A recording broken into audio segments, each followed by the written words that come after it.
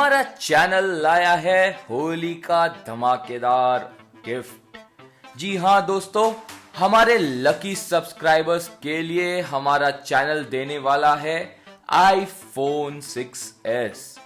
जी हाँ, हम आपको देने वाले हैं एक iPhone 6s, एक एप्पल का मैकबुक प्रो, एक सैमसंग का गैलेक्सी S6 एज और एक ली इको का ली 2 मोबाइल। उसके लिए आपको 3 सीधा सा कार्य करना है। नीचे हमारे डिस्क्रिप्शन में 3 चैनल्स के लिंक दिए हुए हैं, the Times of India, Brijnari Sumi और ब्रिजनारी सुमी इंग्लिश। आपको तीनों के लिंक पर क्लिक करना है, उसके बाद सब्सक्राइब करना है उन तीनों चैनल्स को। जिस वक्त आप तीनों चैनल्स को सब्सक्राइब करोगे, आपकी एंट्री फिल हो जाएगी। 14 मार्च 2017 को हम ये बताएंगे कि विनर कौन है वो लकी सब्सक्राइबर जिसने जीता है iPhone, Apple MacBook Pro, Samsung Galaxy S6 edge और ली इको 2। तो हमारे चैनल से जुड़े रहिएगा और हमारे चैनल को सब्सक्राइब जरूर करिएगा।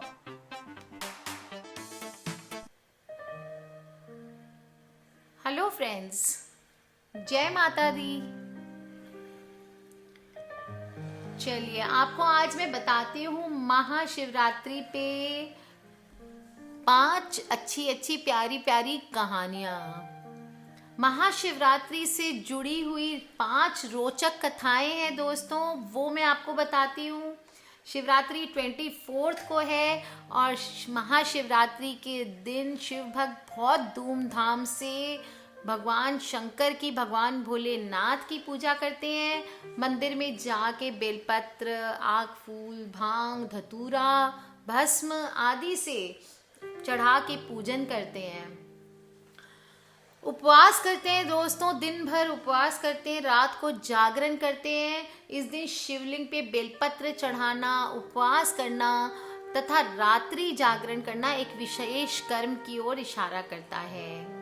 ऐसा माना जाता है दोस्तों कि इस दिन भगवान शंकर का विवाह हुआ था, इसलिए रात में शिव जी की बारात भी निकाली जाती है।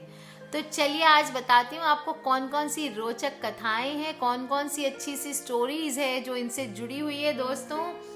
पहली है शिकारी और हिरनी की कहानी। बहुत ही इंटरेस्टिंग कहानी है दोस्तों, ध्यान से सुने। एक बार एक शिकारी शिकार पर गया। वहां एक तालाब के किनारे पहुंचा और शिकार करने के लिए पास के पेड़ पे चढ़ के बैठ गया। वो पेड़ बेल का था।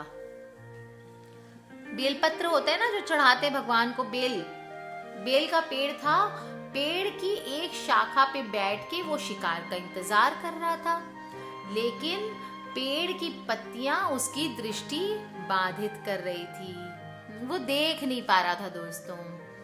तो उसने कुछ बेल की पत्तियां तोड़कर नीचे फेंक दी। संजोग से बेल की पत्तियां पेड़ के नीचे मौजूद एक शिवलिंग पे जा गिरी। इसके बाद हिरणों का एक झुंड तालाब में पानी पीने आया। शिकारी एक मादा हिरण पे निशाना साधने लगा, लेकिन हिरनी ने शिकारी को देख लिया। उसने कहा, कृपा थोड़ा इंतजार करें, मुझे मारने से पहले एक बार घर जाने दो ताकि मैं आखिरी बार अपने बच्चों को देख सकूं। शिकारी ने हिरनी को घर जाने की अनुमति दे दी और स्वयं पेड़ की शाखा पे बैठ के उसका इंतजार करने लगा। पूरी रात बीत गई, उसने भोजन भी नहीं किया और गिरने के डर से जागता रहा। अनजाने में उसने शिवलिंग पर बेलपत्र चढ़ाए। हिरनी की प्रतीक्षा करते करते उसे रात भर उपवास रखना पड़ा और इस दौरान उसके मुंह से शिव का नाम भी निकल गया। इस तरह महाशिवरात्रि व्रत की सभी शर्तें उसने पूरी की। उसे पता ही नहीं चला कब उसका हृदय परिवर्तन हो गया और वह क्षमा की भावना से भर गया। भोर से पहले हिरनी अपने पूरे झुंड के साथ वापस आई और बोली, अब आप खुशी से मेरी जिंदगी ले सकते हैं। हिरनी की ईमानदारी देखकर शिकारी का हृदय भर गया और कोमल हो गया। उसने हिरनी को मारने का ख्याल भी अपने दिमाग से पूरी तरह निकाल दिया। शिव भगवान इस बात से इतने खुश हुए कि वो उसे तुरंत स्वर्ग लेकर चले गए। दोस्तों, शिकारी और हिरनी दोनों को आज भी रात के समय आकाश में तारों के बीच मृगशीर्ष नक्षत्र के रूप में देखा जाता है। तो दोस्तों, ये हुई हिरनी और शिकारी की एक इंटरेस्टिंग स्टोरी। दूसरी स्टोरी बताती हूँ दोस्तों। समुद्र मंथन से निकला विष पीते हैं भगवान शंकर, भगवान शिव। शिवरात्रि की एक और पौराणिक कथा के अनुसार समुद्र मंथन के दौरान अमृत और विष दोनों का कलश निकला था। विष का पात्र देखकर देवता और राक्षस दोनों डर गए। यह विष पूरी दुनिया को तबाह कर सकता था। दोस्तों, दुनिया को बचाने के लिए भगवान शिव से मदद मांगी गई और शिव जी ने पूरा विष स्वयं पी लिया, परंतु उन्होंने विष को निगला नहीं।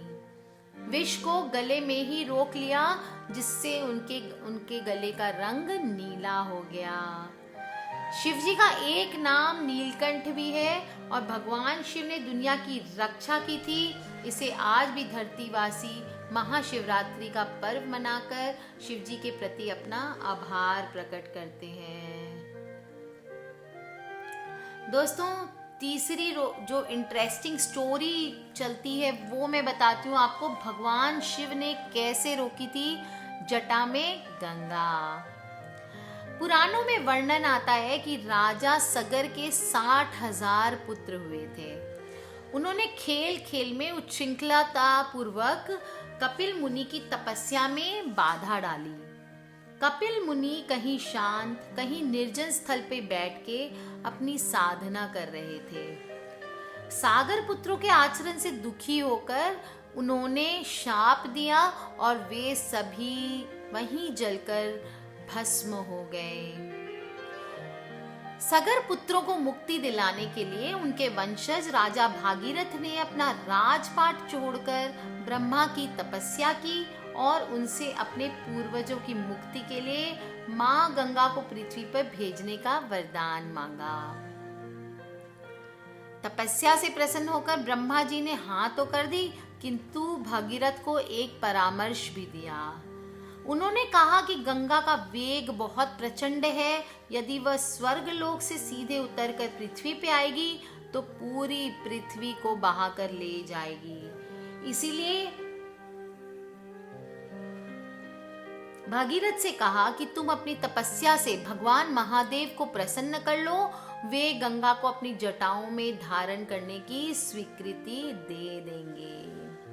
ऐसा होने से गंगा का वेग मध्यम हो जाएगा और तब वह पृथ्वी पे धीरे से अवतरित होगी। इस सलाह के बाद भागीरथ ने शिव जी को अपनी कठिन तपस्या से प्रसन्न किया और उनसे गंगा को अपने सिर पर धारण करने की प्रार्थना की। इसके बाद ही स्वर्ग से गंगा माता का अवतरण भगवान शिव की जटाओं में हुआ और वहां से वह हिमालय के गोमुख में प्रकट हुई। दोस्तों, महादेव की जटाओं से निकलकर हिमालय में गंगोत्री धाम से 18 किलोमीटर दूर स्थित गोमुख में प्रकट होने के बाद यह भागीरथी के रूप में गंगोत्री पहुंचती है और वहां पर 2 अलग अलग धाराओं में बट जाती है। इन्हीं 2 धाराओं को हम अलकनंदा और मंदाकिनी के नाम से जानते हैं। केदारनाथ के साथ बहने वाली धारा को मंदाकिनी कहा जाता है। गंगोत्री के बाद देवप्रयाग में यही मंदाकिनी अलकनंदा में समाहित होकर आगे मैदानी भागों में बहने लगती है, जिसे हम माता गंगा के नाम से जानते हैं। सुनाती हूँ आपको कथा। चौथी जो इंटरेस्टिंग कथा चलती है दोस्तों, क्यों चढ़ाते हैं हम भगवान को बेलपत्र। दोस्तों, भोलेनाथ ने विष को गले में रोक लिया, परंतु इसका कुछ तो प्रभाव होना ही था। उनका मस्तिष्क गर्म होने लगा। तब मस्तिष्क को ठंडा करने के लिए देवताओं ने उन पे जल उड़ेलना चालू किया। इसके बाद शिव जी को थोड़ी राहत मिली और बेल के पत्तों की तासीर ठंडी होती है, इसलिए जल के साथ बेलपत्र भी चढ़ाया गया। जल और बेलपत्र चढ़ाने से शिव जी को शीतलता मिली। तभी से भगवान शंकर की पूजा जल और बेलपत्र से होने लगा। भोलेनाथ की पूजा उनके इन पसंदीदा चीजों से की जाए तो वो खुश हो जाते हैं, परंतु भोले बाबा इतने भी भोले नहीं हैं कि वो श्रद्धा भक्ति के बिना जल और बेलपत्र की पूजा से खुश हो जाएं। इसलिए दोस्तों, जब भी पूजन करें, श्रद्धा भक्ति के साथ शिवलिंग पर जल और बेलपत्र चढ़ाकर पूजा करें। भोले बाबा आपकी जरूर सुनेंगे। पांचवें और लास्ट कथा बताती हूँ दोस्तों, बहुत ही सुंदर कथा है। भगवान शिव के मस्तक में कैसे विराजित हुए चंद्र। आपने ध्यान दिया होगा, शंकर भगवान के मस्तिष्क पे चंद्रमा है विराजित। पौराणिक कथा अनुसार चंद्र का विवाह दक्ष प्रजापति की 27वें नक्षत्र कन्याओं के साथ संपन्न हुआ था।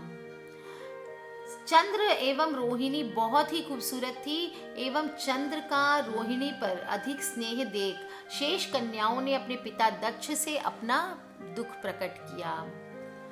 दक्ष स्वभाव से ही क्रोधी प्रवृत्ति के थे और उन्होंने क्रोध में आकर चंद्र को शाप दिया कि तुम क्षय रोग से ग्रस्त हो जाओगे। धीरे धीरे चंद्र क्षय रोग से ग्रसित होने लगे और उनकी कलाएं क्षीण होना प्रारंभ हो गई। नारद जी ने उन्हें महामृत्युंजय भगवान आशुतोष की आराधना करने को कहा। तत्पश्चात उन्होंने भगवान आशुतोष की आराधना की। चंद्र अंतिम सांसें गिन रहे थे। चंद्र की अंतिम एकधारी थी कि भगवान शंकर ने प्रदोष काल में चंद्र को पुनर्जीवन का वरदान देकर उसे अपने मस्तक पर धारण कर लिया, अर्थात चंद्र मृत्यु तुल्य होते हुए भी मृत्यु को प्राप्त नहीं हुए। पुनः धीरे धीरे चंद्र स्वस्थ होने लगे और पूर्णमासी पर पूर्ण रूप के चंद्र के रूप में प्रकट हुए। दोस्तों, चंद्र क्षय रोग से पीड़ित होकर मृत्यु तुल्य कष्टों को भोग रहे थे।